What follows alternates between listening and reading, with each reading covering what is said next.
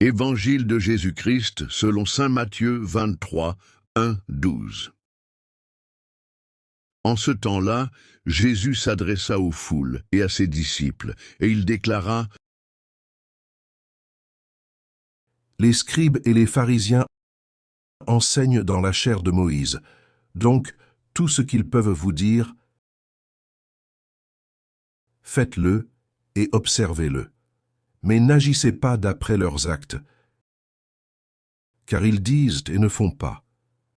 Ils attachent de pesants fardeaux difficiles à porter, et ils en chargent les épaules des gens, mais eux-mêmes ne veulent pas les remuer du doigt. Toutes leurs actions, ils les font pour être remarqués des gens. Ils élargissent leurs phylactères et rallongent leurs franges. Ils aiment les places d'honneur dans les dîners, les sièges d'honneur dans les synagogues et les salutations sur les places publiques. Ils aiment recevoir des gens le titre de rabbi. Pour vous, ne vous faites pas donner le titre de rabbi, car vous n'avez qu'un seul maître pour vous enseigner. Et vous êtes tous frères. Ne donnez à personne sur terre le nom de Père, car vous n'avez qu'un seul Père, celui qui est aux cieux. Ne vous faites pas non plus donner le titre de Maître, car vous n'avez qu'un seul Maître, le Christ. Le plus grand parmi vous sera votre serviteur. Qui s'élèvera sera abaissé, qui s'abaissera sera élevé. Acclamons la parole de Dieu.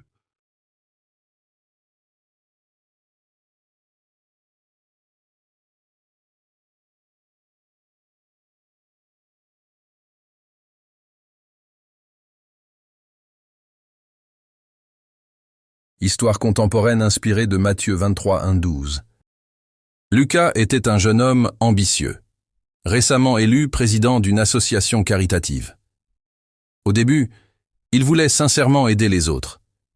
Mais avec le temps, il aimait de plus en plus les honneurs.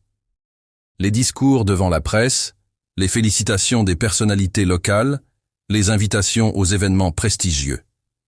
Pourtant, dans les coulisses, il laissait tout le travail aux bénévoles, imposant des règles strictes qu'il ne suivait pas lui-même.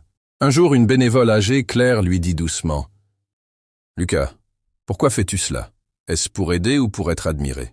Cette phrase le troubla. En lisant l'Évangile ce soir-là, il tomba sur Matthieu 23, 1-12. Il réalisa qu'il était devenu comme ces pharisiens dont parlait Jésus, aimant les honneurs, mais oubliant le service. Le lendemain, il changea d'attitude. Il commença à aider humblement, sans chercher la reconnaissance. Il réalisa alors que le vrai leadership n'était pas dans les titres ou les honneurs, mais dans le service des autres.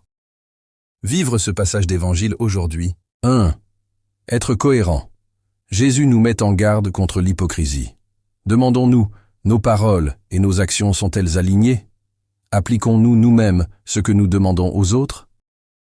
2. Chercher l'humilité. Plutôt que de rechercher des titres ou des honneurs, mettons-nous au service des autres, même dans les petites choses. 3. Reconnaître notre vrai maître. Nous avons un seul guide, le Christ. Plutôt que d'idolâtrer des figures humaines ou des modèles sociaux, cherchons à suivre son exemple d'amour et de vérité. 4. Ne pas juger les autres sévèrement. Avant de pointer du doigt les erreurs des autres, regardons d'abord nos propres incohérences et cherchons à grandir dans la foi avec humilité. Vivre ce passage, c'est choisir une vie où l'amour et le service priment sur la quête des honneurs.